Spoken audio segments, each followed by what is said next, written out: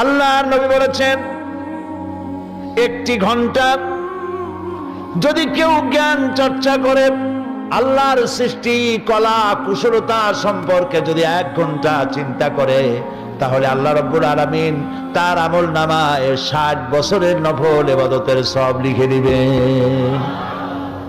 কিয়ামতের দিন শহীদের রক্ত আর জ্ঞানীর জ্ঞান চর্চার কালি ওজন দেওয়া হবে দাড়িপাল্লায়।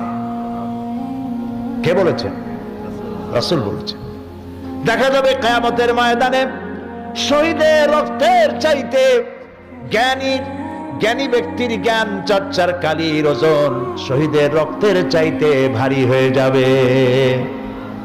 রাসূলুল্লাহ আরো বলেছেন, একটি ঘন্টা যদি কেউ জ্ঞান চর্চা করে, তাহলে লাইলাতুল কদরে হাজারে আসওয়াদের সামনে দাঁড়িয়ে কেউ যদি সারা রাত ইবাদত করে, তার থেকে বেশি সওয়াব হবে।